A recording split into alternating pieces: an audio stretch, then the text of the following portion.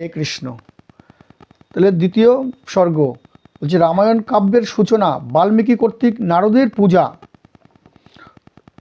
তমসা তীরে ক্রৌঞ্চ মিথুন থেকে কৌঞ্চের হত্যার দর্শন শোকার্ত বাল্মীকি কর্তৃক বেদকে ছন্দবদ্ধ বাক্যের দ্বারা অভিশাপ প্রদান এবং ব্রহ্মা কর্তৃক বাল্মীকিকে রামায়ণ রচিত করার বাক্য লেখার উপদেশ। ব্রহ্মা এই নারদের কথা মুখে শোনার পরে ব্রহ্মা এসে বললেন তুমি রামায়ণ রচনা করো বা লেখো, এই উপদেশ দিলেন ব্রহ্মা নিজে। বলছে বাণী বিশারদ মহাত্মা বাল্মীকি নারদের মুখে সেই কাহিনী রামচরিত শ্রবণ করে শিষ্যদের সঙ্গে নিয়ে মহামণি নারদের অর্চনা করলেন। আগে যে কথাগুলো বললাম আরও অনেক কথা ছিল, সেই সব যত রকম এই বাল্মীকির সব শ্রবণ করলেন। তারপরে নারদকে পূজা অর্চনা করলেন সব শিষ্যদের নিয়ে ওই তমসা নদীর তীরে।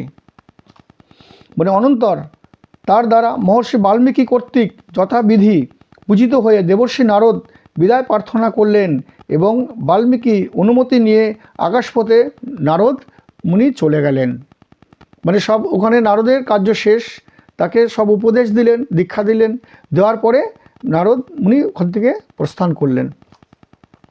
দেবর্ষি নারদ দেবলোকে চলে গেলে মহর্ষি বাল্মীকি মুহূর্তকাল পরেই গঙ্গার অনতি দূরে তমসা নদীর তীরে গেলেন। গঙ্গার অনতি দূরে তমসা নদীর তীরে গেলেন। মহর্ষি তমসা নদীর তীরে এসে জলে অবতরণের ঘাটকে কর্দমহীন দেখে পাশে অবস্থিত শিষ্যদের বললেন, ভরদ্বাজ দেখো এই তীর্থঘাট কর্দম মনির সাধু ব্যক্তির সজ্জনের মনের মতো স্বচ্ছ এবং রমণীয় এর জল। মানে ওখানে কর্দম ঋষি ওই তমসা নদীতে পাশেই থাকতেন, তাই সচ্ছল এ জল। কাকে বলছেন? ভরদ্বাজ মুনিকে বলছেন।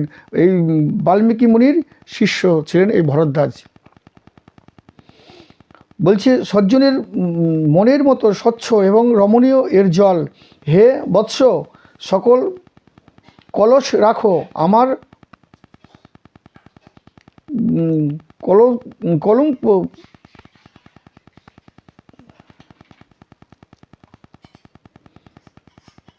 আমার বলঙ্কল দাও, এই উত্তম তমসার তীর্থেই আমি অবগাহন করব। মহাত্মা বাল্মীকির কর্তৃক এইরূপ কথিত হয়ে গুরু সেবাপরায়ণ ভরদ্বাজ বাল্মীকির মুনিকে তার বলকলটি দিলেন। বলকলটি তাকে ভরদ্বাজ মুনি দিলেন। জিতেন্দ্রীয় মুনি শিষ্যদের হাত থেকে বলকল বসনটি গ্রহণ করে সেই বিশাল বনের শোভা দেখতে দেখতে চারিদিকে ভ্রমণ করতে লাগলেন। সেই বিশাল বনের ভ্রমণ করতে লাগলেন। সেই বনের নিকট ভগবান বাল্মীকির উচ্ছেদ্য সম্বন্ধের আবদ্ধ বিচরণশীল এবং মধুর কুঞ্জনরত এক ক্রৌঞ্চ মিথুনকে, একটি ক্রোধ এবং একটি ক্রৌঞ্চিকে দেখতে পেলেন। তার মহর্ষি বাল্মীকির দৃষ্টির সমক্ষেই পাপকর্মা পশুদের প্রতি সর্বদাই শত্রুপরায়ণ কোনো এক ব্যাধ সেই ক্রৌঞ্চ মিথুন থেকে পুরুষ ও ক্রৌঞ্চিকে হত্যা করল। মানে ক্রৌঞ্চি মানে পাখি, মানে বেদ তাদেরকে হত্যা করছে, পশুদের এবং এই পাখিগণদের। সেটা বাল্মীকি মুনি দেখতে পেলেন, হত্যা করলেন। প্রতি ক্রৌঞ্চকে স্বরাঘাতে রক্তাক্ত দেখে ভূতলে পতিত হয়ে প্রাণ রক্ষার জন্য বারংবার জন্য পাখা ছটফট করতে দেখে স্ত্রী ক্রৌঞ্চি করুণ স্বরে রোধন করতে লাগলেন। মানে ওনার স্বামীকে ওরকম তীর মার অবস্থায় পড়ে আছেন নিচে, আর পাখা দিয়ে ছটফট করছে বাঁচার জন্য। আর ওইটা দেখে ওনার স্ত্রী পাখি সে মানে রোধন করছেন। তাম্রবর্ণ যার মস্তক, যে সহচারী প্রতিপক্ষদ্বয় প্রসারিত করে কামোৎপন্ন হয়ে মিলিত হচ্ছিলেন, সেই পতি থেকে বিমুক্ত হলো।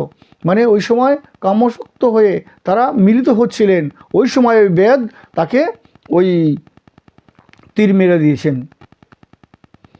বেদ কর্তৃক নিহত পক্ষীটিকে সেই অবস্থায় দেখে ধর্মাত্মক ঋষির হৃদয়ে করুণার পূর্ণ হলো, মানে খুব দুঃখিত হলো ঋষিবর। তখন করুণার অভিভুক্ত ব্রাহ্মণ মহর্ষি বাল্মীকি করুঞ্চিকে বিলাপ করতে দেখে এটা অধর্ম, অন্যায় এই মনে করে বললেন, হে ব্যাদ, যেহেতু তুমি প্রেম নিবেদনরত ক্রৌঞ্চ মিথুন থেকে এটিকে হত্যা করেছ, সেই হেতু তুমি সংসার জীবনে নিরন্তর শান্তি প্রতিষ্ঠা পাবে না। মানে তুমিও এই সংসার জীবনে কোনো শান্তি পাবে না, বেদকে অভিশাপ দিলেন। সেই শোকার্ত পক্ষীকে দেখে এইরূপ বলার পর তার মনে চিন্তা উদিত হলো, শোকার্ত হয়ে আমি কি বললাম। তখন অভিশাপ দেওয়ার পরেও, বলার পরেও তখন মুনিবর মনে মনে ভাবল, আমি কি বললাম। বিদ্বান মহাজ্ঞানী সেই মুনিশ্রেষ্ঠ চিন্তা করে স্থির নিশ্চয় হয়ে শিষ্যকে ভরদ্বাজকে বললেন, বৎস, শোকে কাতর হয়ে আমি সমান অক্ষর সমন্বিত ও পাদে বিন্যস্ত চারিটি পদ এবং প্রতি পদে 8টি করে অক্ষর সমন্বিত বীণা ও বাদ্যের পাখরাজ ইত্যাদির সুর ও তালে গীতযোগ্য যে বাণী উচ্চারণ করলাম তা শ্লোকের নামে অভিহিত হবে। বলছে যে কথাগুলো আমি বললাম সেইগুলো শ্লোকে অভিভূত হবে, মানে শ্লোক হবে। শিষ্যকে ভরদ্বাজকে বললেন, বলে শিষ্য ভরদ্বাজ মুনির পদুত্তরে বাক্যকে প্রফুল্লিত চিত্তে গ্রহণ করলেন এবং মুনি ও শিষ্যের প্রতি সন্তুষ্ট হলেন। মানে যেরকম মুনি মানে শিষ্য সেরকম গুরু। অতঃপর মহর্ষি সেই তমসার তীরে বিধিপূর্বক স্নান ক্রিয়ার সমাপন করে তার উচ্চারিত শ্লোকের বিষয়ে চিন্তা করতে করতে আশ্রমে প্রত্যাবর্তন করলেন। মানে ওই কথাগুলোই চিন্তা করতে করতে আশ্রমে মানে প্রত্যাবর্তন করলেন। বিনয়ী ও শাস্ত্রজ্ঞ শিষ্য ভরদ্বাজও জলপূর্ণ কলস নিয়ে গুরুকে অনুসরণ করলেন, মানে পিছনে পিছনে আসলেন।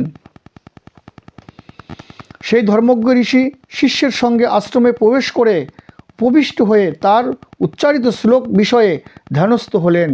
মানে যে গুরুদেব যে শ্লোকটা মানে যে কথাগুলো বললেন সেগুলোই চিন্তা করছে, ধ্যানস্থ হলেন ভরদ্বাজ মুনি। পরে ধ্যানান্বিত হয়ে অন্য প্রসঙ্গে আলোচনা করতে লাগলেন। তখন ধ্যানস্থ হয়েও অন্য প্রসঙ্গে আলোচনা করতে লাগলেন। অতঃপর জগৎ স্রষ্টা মহাতেজস্বী চতুরানন পরমেশ্বর ব্রহ্মা সেই মুনি প্রভুরকে দর্শন দিতে এলেন। মানে ওই শ্লোকের কথা চিন্তা করছিলেন, তখন ওই মানে ব্রহ্মা ওইখানটা তাকে দর্শন দিতে এলেন। মহর্ষি বাল্মীকি অকস্মাৎ তাকে পিতামহ ব্রহ্মাকে দেখতে পেয়ে অত্যন্ত বিস্মৃত হয়ে উঠে দাঁড়িয়ে সংযত হয়ে মৌনভাবে অবস্থান করতে লাগলেন এবং তাকে প্রণাম করলেন। তিনি মহর্ষি বাল্মীকি ভগবান ব্রহ্মাকে বিধিবৎ প্রণাম করে পাদ্য অর্ঘ্য, আসন দান এবং বন্ধনা দ্বারা তার পূজা এবং কুশল জিজ্ঞাসা করলেন। ব্রহ্মাকে জিজ্ঞাসা করলেন এবং পূজা যেরকম বিধিপূর্বক করতে সেগুলো করলেন। তখন ভগবান ব্রহ্মা উত্তম আসনে উপবেশন করে মহর্ষি বাল্মীকিকেও আসন গ্রহণ করতে নির্দেশ দিলেন। তখন ব্রহ্মদেব বললেন, বাল্মীকি তুমিও বসো।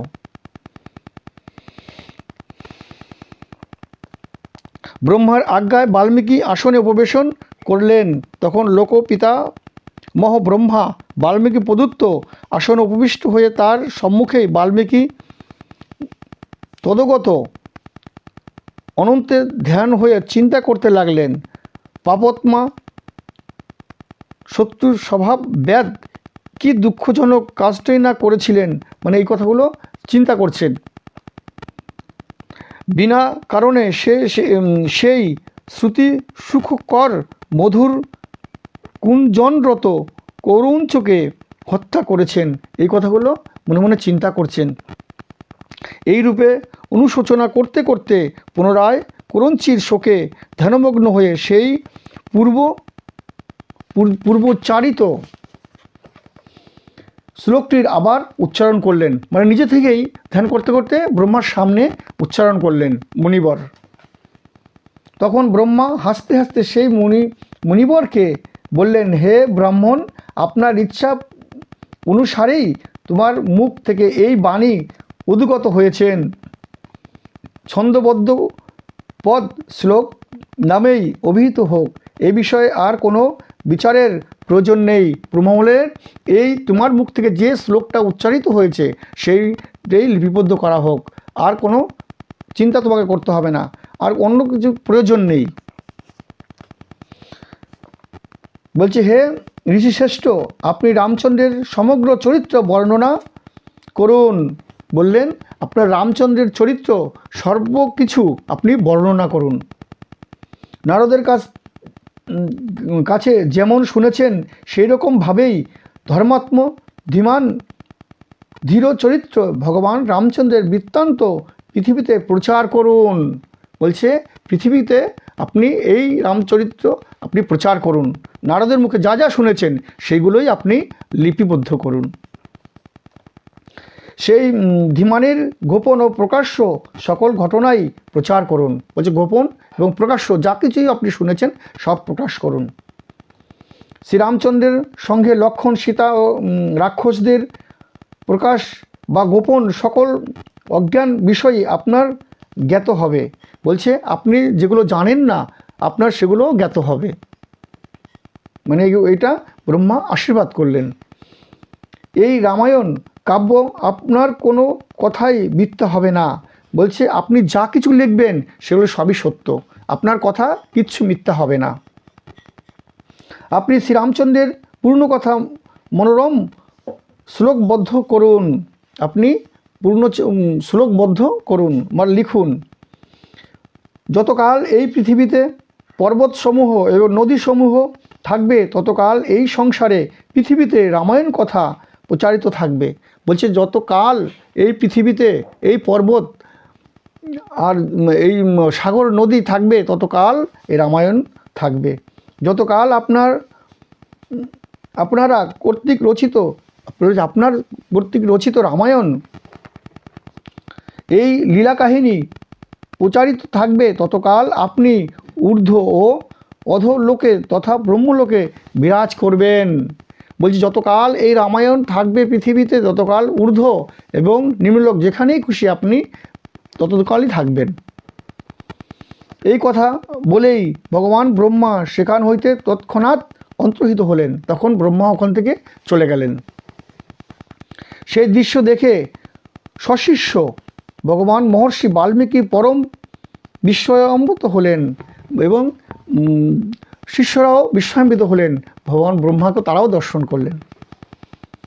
তখন তার শিষ্যরা সকলে আনন্দে সেই শ্লোকটির বারংবার গান করতে লাগলেন, মানে সেই শ্লোকটি বারংবার গান করতে লাগলেন এবং পরম বিস্ময়িত হয়ে বলতে লাগলেন, মহর্ষি চারটি সমান অক্ষরযুক্ত পদে চারটি পাদ এবং প্রতি পাদে 8টি অক্ষর যে গীত রচনা করেছেন পুনঃ পুনরাবৃত্তি করায় করুঞ্চের মৃত্যু হেতু শ্লোকত্ব প্রাপ্ত হয়েছেন, অর্থাৎ কাব্য হয়েছেন। দেখুন, কারোর সাথে যুক্ত আছে। আজকে ব্যাদ এরকম করেছিল বলে আজকে এই বাল্মীকি মুনি দেখেছেন, সেই তার মুখ থেকে উচ্চারণ হয়েছেন। এগুলো সবই প্রভুর সব লীলা। তখন ভাবান্বিত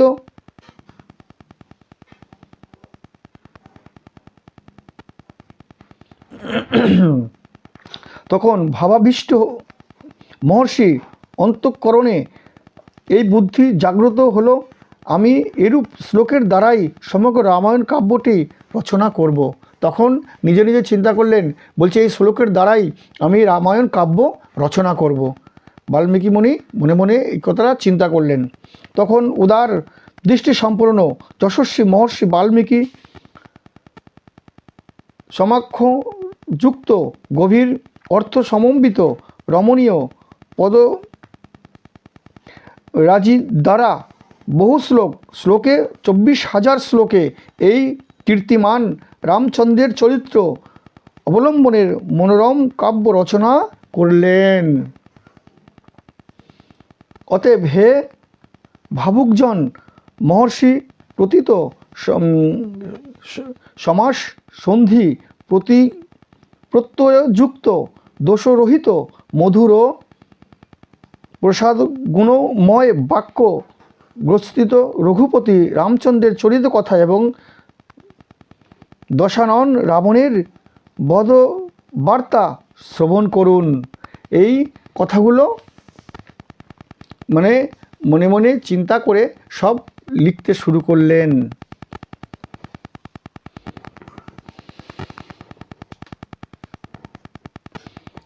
ধর্ম, অর্থ এবং কাম এই দুই বর্গ যুক্ত হিতকর সমগ্র রাম কাহিনী শুনে মহর্ষি বাল্মীকি সেই ধীমান রামচন্দ্রের জীবনের আরও মূল বিষয়ে অনুসন্ধান প্রবৃত্ত হলেন। মানে ব্রহ্মা তো বলে গেছিলেন, যা যা চিন্তা করবেন, যেখানে বুঝতে পারবেন না বা যেটা মানে মনে সংশয় হবে নিজে থেকে উদিত হবে, সেই কথাগুলোই মানে উনি চিন্তা করে সব লিখতে শুরু করলেন। পূর্বাগ্র কুশাসনে কৃতাঞ্জলি হয়ে প্রবেশন করে মহর্ষি বাল্মীকি বিধি অনুসারে আচমনান্তে সমাধি যোগে রামচরিতের গতি প্রকৃতি অনুসন্ধান করতে লাগলেন। মানে কুশাসনে বসে সেই ধ্যান করে সেই কথা অনুসন্ধান করতে লাগলেন।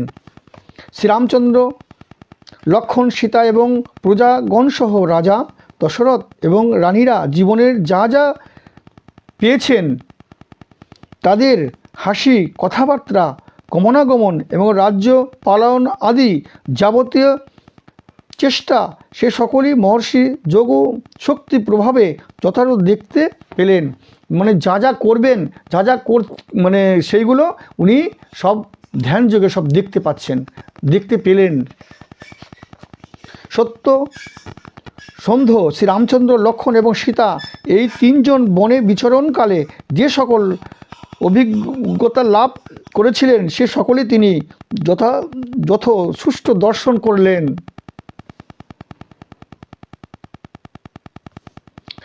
পূর্ব যা কিছু ঘটেছিল সে সকলেই ধর্মাত্মা মুনি যোগ বলে হস্তকমলকের ন্যায় হস্তস্থিত আমলকি ফলের মতো স্পষ্ট দেখতে পেলেন। সব উনি যখনই চোখ বুঝছেন উনি সব দেখতে পাচ্ছেন। মহা মনশ্রী শ্রী বাল্মীকি অভিরাম শ্রীরামচন্দ্রের সম্পূর্ণ জীবন বৃত্তান্ত যথাযথ নিরীক্ষণ করে ধর্মীয় কর্তব্যবোধে মানব কল্যাণের জন্য তা রচনা করতে উদ্যত হলেন। বলছে মহাত্মা নারদ রঘু বংশের চরিত্র কথা যেরূপ বলেছিলেন, ভগবান মহর্ষি বাল্মীকি ধর্ম, অর্থ, কাম, মোক্ষ এই চতুর্বর্গ গুণযুক্ত সমুদয়ের ন্যায় রত্নকর এবং সকলের শ্রুতি সুখকর কাব্য কোর্সের 3 বিষয়ে গুণ, অলঙ্কার, রীতি সম্বন্ধিত শ্রুতি বাক্য রামায়ণ রচনা করলেন। এই সব কথা করেই তখন এই বাল্মীকি মুনি এই রামায়ণ রচনা করলেন। তাই আপনারা অবশ্যই এই রামায়ণ ধারাবাহিকভাবে শ্রবণ করবেন। ধারাবাহিকভাবে শ্রবণ করলে আপনাদের অবশ্যই মঙ্গল হবে। এই মানে মাঘ মাসে শ্রবণ করুন, আবার চৈত্র মাসে আবার এই রামায়ণ ধারাবাহিকভাবে যখন আমি সময় পাবো তখনই এই এরপর থেকে মানে পরস্পর আমি রামায়ণ মানে পাঠ করতে থাকবো। আপনারা অবশ্যই শ্রবণ করবেন এবং আপনারা অবশ্যই আশীর্বাদ করবেন। কেন আপনারা যদি আশীর্বাদ করেন তবেই আমি এই কার্যে সার্থক লাভ করব। আপনাদের বৈষ্ণবরা যদি আশীর্বাদ না করে তাহলে আমার কোনো ক্ষমতাই নেই এগুলো আমি পড়ে আপনাদের শোনাবার চেষ্টা করব। তাই আপনারা আশীর্বাদ অবশ্যই করবেন আর আমি যেন এই রামায়ণ আপনাদের শ্রবণ করাতে পারি। আপনারা সবাই ভালো থাকবেন, সুস্থ থাকবেন। হরে কৃষ্ণ।